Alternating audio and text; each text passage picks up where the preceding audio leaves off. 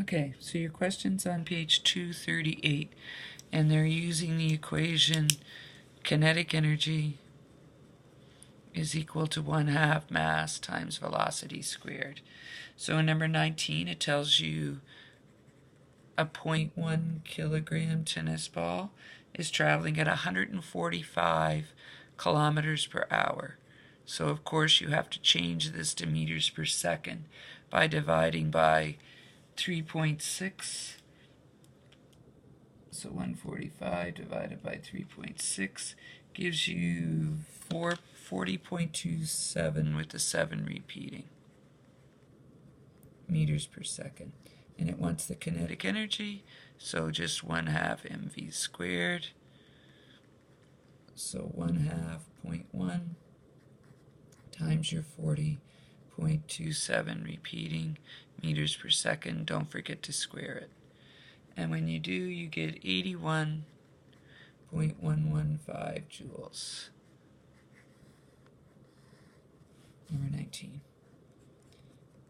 Number 20.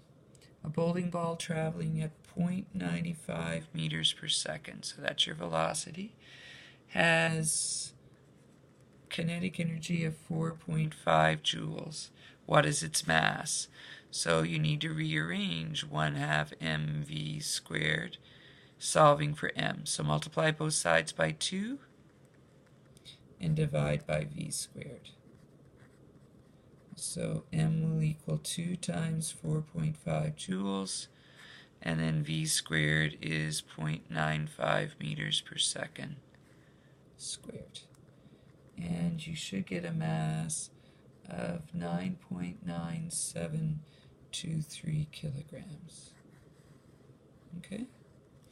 And the third one on that page, number 21, a 69 kilogram skier reaches the bottom of a hill with a velocity of 7.25 meters per second. What is the kinetic energy? So EK is equal to 1/2 mv squared.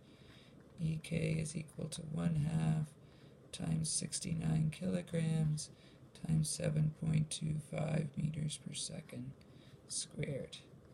EK ends up equaling 1813.406 joules.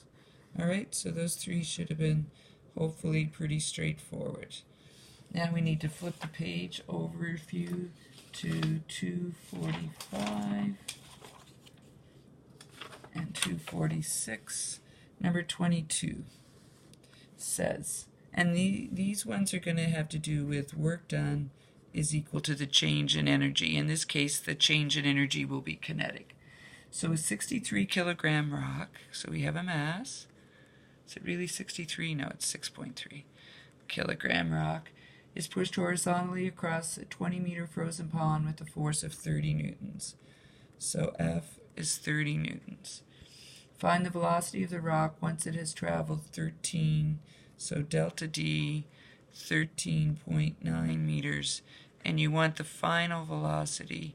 And strangely enough, the rock was not moving to begin with. It was just sitting there waiting for you to apply a force. So this might look a little weird, but remember this part.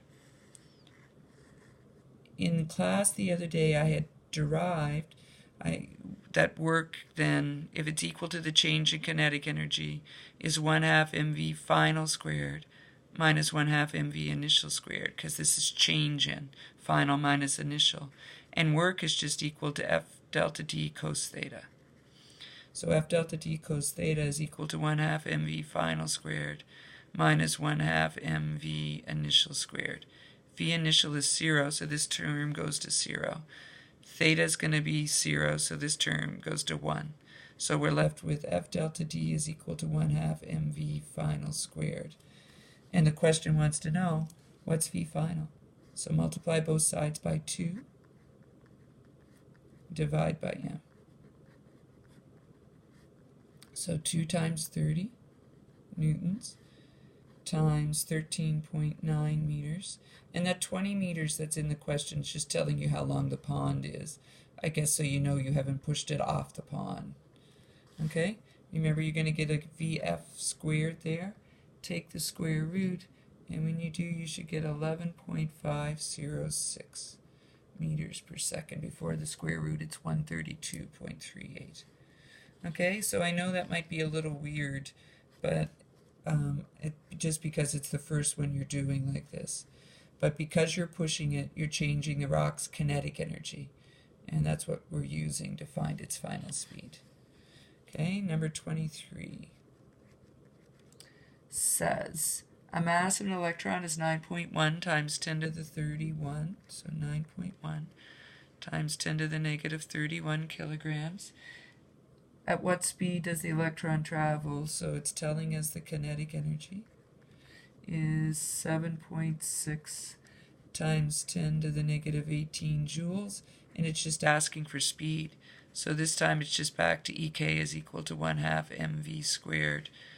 Rearrange for v squared, multiply by 2, divide by m. So 2 times 7.6 to the negative 18 joules, divided by 9.1 to the negative 31 kilograms. And then take the square root. Okay, so before the square root, you get 1.6685 to the 13th meters squared per second squared. And when you take the square root, 4.0847 times 10 to the 6 meters per second. All right? That's 23. Number 24 says, a small cart with a mass of 500 grams, so 500 grams, which will be 0.5 of a kilogram,